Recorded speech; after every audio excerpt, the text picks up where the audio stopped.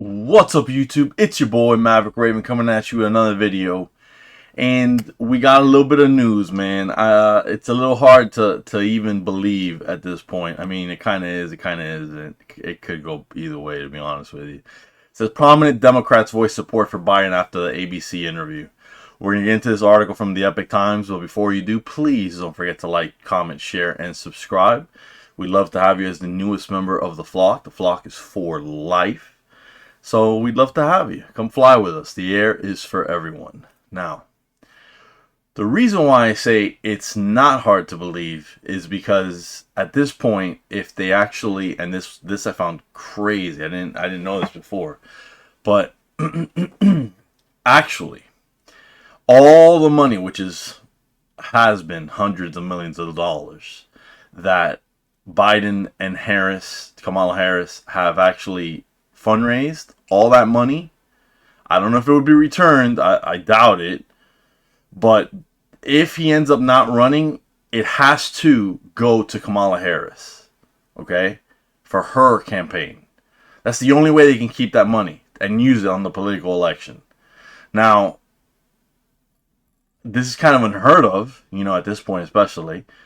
But yeah, man, if Biden says I'm not fit on the 25th Amendment, or if he says I'm not running for whatever reason, the money can only go to Kamala Harris, which is kind of crazy because at this point they're saying they're reporting sums of up to 150 million bucks, maybe even more. Okay, so that's kind of crazy, right?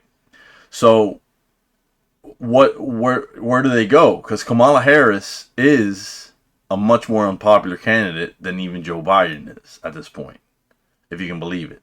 Kamala Harris will still lose, even worse to Trump than Biden will, which, at this point, I don't care, bro. Keep Biden in the race as far as what I want. You know what I mean? As far as what I want, keep Biden in the race, dude. Keep him there until it's all said and done and we can, have a victory on our hands. But yeah, man, it says the vast majority of the caucus remains solidly behind the president, said California Governor Gavin Newsom. American Psycho. That guy really does look like American Psycho. After I heard that, I could never picture him as anything other than American Psycho, man. And I haven't even seen the movie. I've just seen the memes and all the clips and all that. But it says prominent Democrats say they stand firmly behind President Joe Biden following his interview with ABC News' George Stephanopoulos, which aired Friday evening. I'm still in good shape, President Biden told Mr. Stephanopoulos during the interview, which followed a campaign rally in Madison, Wisconsin. I don't think anybody's more qualified to be president or win this race than me. Guys, it was an edited, scripted, and I say scripted as in the Biden campaign, the Biden administration gave Stephanopoulos the questions that he could ask. Okay? It was crazy. It was absolutely insane. And that's coming from a supposed whistleblower or whatever inside, the what was it? Oh, what? Well, we'll get to it. Following the ABC interview, a top ally of President Biden, Rep. Jim Clyburn, voiced his support for the president and commended his record. From the American Rescue Plan to the PAC Act, Joe Biden has delivered tremendous progress on behalf of the American people these last 3 years, he wrote on X. Joe Biden is who our country needs, and his presidency has laid a foundation upon which we can continue our pursuit of a more perfect union, he added.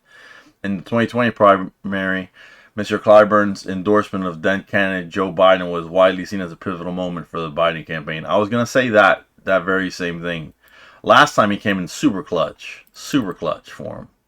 Following President Biden's debate with former President Donald Trump, a small group of lawmakers as well as media pundits have called President Biden to resign from the presidential campaign. The latest lawmaker to do so was Rep. Angie Craig, who in a statement on Saturday that she didn't believe that, I don't know what the hell, they must mean who in a statement on Saturday said that she didn't believe that the president can effectively campaign and win against Donald Trump. Jeez, dude, come on, Epic Times. I love you guys, but come on with the editing already. California Governor Gavin Newsom, however, told reporters following a rally in Bucks County, north of Philadelphia, that the vast majority of the caucus remains solidly behind the president. President Biden made that point very effectively yesterday in the interview. I thought his speech in Wisconsin was very, very good. Governor Newsom, who has emerged as one of President Biden's strongest supporters, said, "Yeah, it's crazy because you would have thought he would have wanted to run. So you would have thought he would have been the first one to stick that knife in Biden's back. Although, man, California's a cushy gig, dude. You don't even have to be good at it apparently to keep your job as governor. So I don't know, man. I don't know. Maybe he's better off there."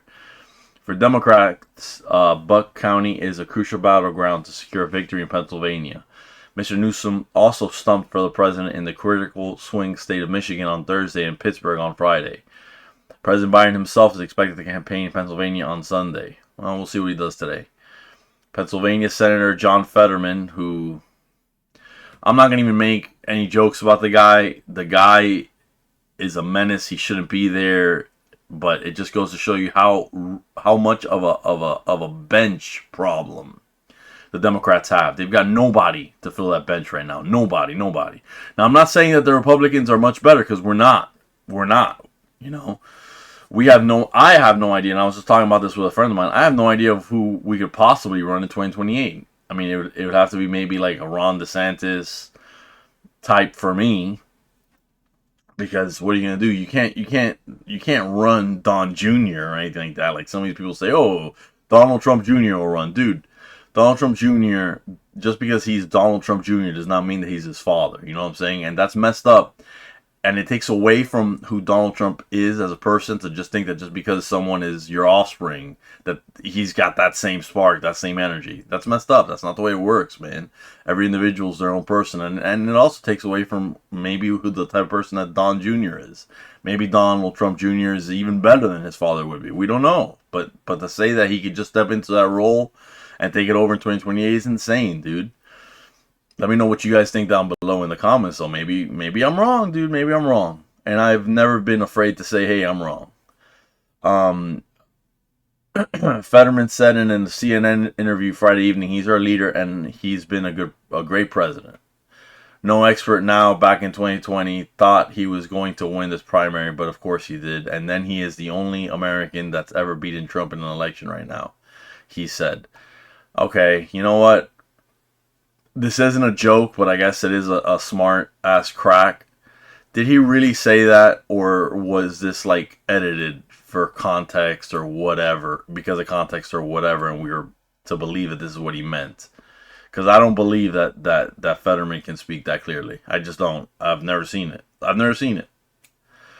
President Biden also received support from other prominent Democrats, such as Senator Chris Coons and DNC Chair Jamie Harrison.